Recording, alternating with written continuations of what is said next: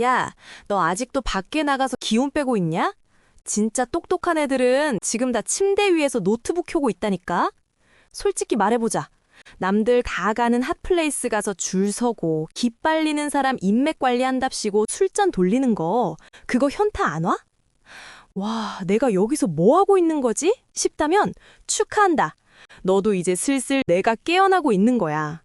요즘 진짜 성공한 놈들 상위 1% 찍는 애들은 집구석을 자기만의 사령부로 만든 지 오래거든. 밖에서 헛발질할 시간에 집에서 압도적으로 성장하는 비밀 오늘 낱낱이 파헤쳐줄게. 이거 듣고 나면 너 오늘 약속 다 취소하고 싶어질걸? 지능이 높을수록 사회적 상호작용에 할애하는 시간이 줄어든다는 건 이미 수많은 연구 결과로 증명된 사실이야. 왜 그럴까? 단순히 성격이 내성적이어서? 아니면 친구가 없어서? 절대 아니야. 이건 철저하게 효율의 문제거든. 지능이 높은 사람들에게 시간은 가장 비싼 화폐야. 그런데 밖에 나가는 순간 그 소중한 화폐가 길바닥에 뿌려지기 시작하지.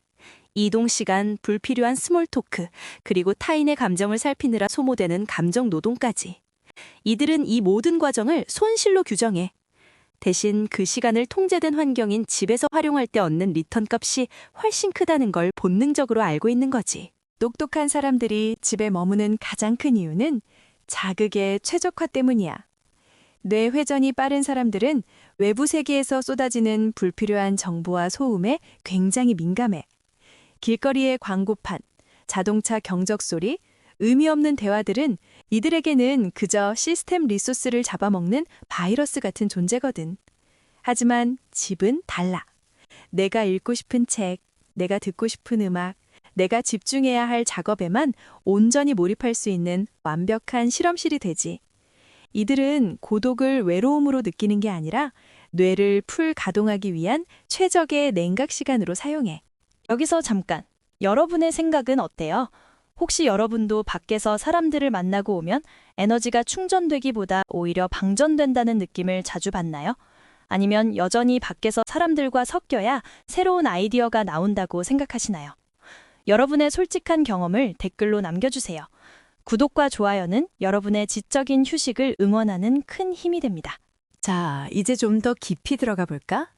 고지능자들이 집에 머무는 건 단순히 쉬기 위해서가 아니야. 그들은 집에서 초몰입 상태를 즐겨. 칙센트미아의 교수가 말한 플로우 상태 말이야. 밖에서는 5분마다 흐름이 끊겨.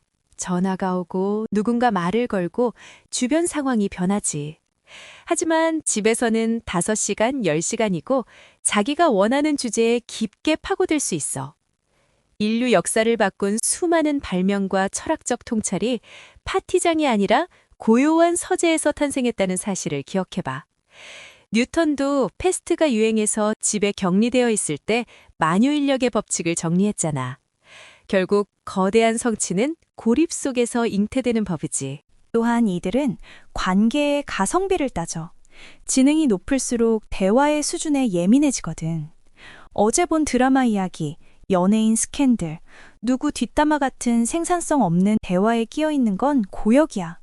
차라리 그 시간에 집에서 유튜브로 양자역학 강의를 보거나 새로운 언어를 배우거나 자기 사업 모델을 구상하는 게 훨씬 즐거운 거지.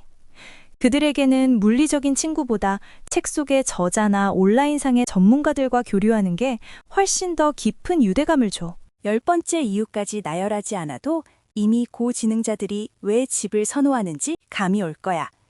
하지만 단순히 집에만 있다고 해서 모두가 똑똑해지는 건 아니지.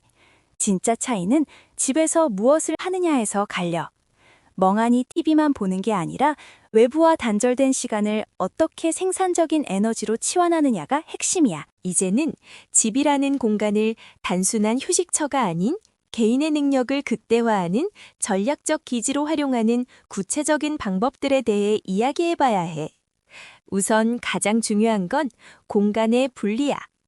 침대와 책상을 철저히 분리해서 뇌가 여기는 일하는 곳, 여기는 쉬는 곳이라는 신호를 명확히 인식하게 만들어야 해. 똑똑한 집순이, 집돌이들은 집 안에서도 자신만의 루틴을 칼같이 지키지. 또한 디지털 환경을 완벽하게 세팅하는 것도 필수적이야. 밖으로 나가지 않아도 세상의 모든 지식에 접속할 수 있는 초고속 네트워크와 듀얼 모니터, 그리고 나만의 집중력을 높여주는 노이즈 캔슬링 장비들은 현대판 고립주의자들의 강력한 무기야.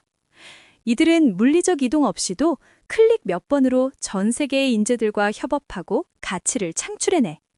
이건 사회성 결여가 아니라 사회적 활동의 효율적 진화라고 봐야 해. 사실 현대사회에서 집에만 있다는 건 더 이상 고립을 의미하지 않아. 오히려 내가 선택한 사람들, 내가 선택한 정보와만 밀도 있게 소통하겠다는 강력한 의지 필연이지.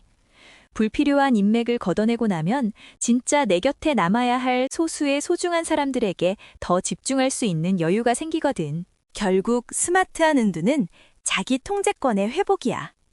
타인이 정해놓은 스케줄에 나를 맞추는 게 아니라 내가 내 시간의 주인이 되어 에너지를 배분하는 거지. 밖에서 에너지를 낭비하지 않으니 정작 중요한 결정을 내리거나 창의적인 사고를 해야 할 때 뇌의 배터리가 100% 충전되어 있는 상태를 유지할 수 있어. 이건 현대 사회에서 엄청난 경쟁력이 돼. 남들이 밖에서 기운 빼고 있을 때 너는 집에서 조용히 칼을 갈고 있는 거니까. 진정으로 지혜로운 사람들은 고독을 두려워하지 않고 오히려 그것을 즐기며 자기 내면을 확장하는 도구로 삼아. 집이라는 안락한 요새 안에서 세상을 관조하고 정보를 가공하며 자신만의 제국을 건설해 나가는 거지. 남들의 시선에서 자유로워지는 순간 비로소 진짜 성장이 시작되는 거야.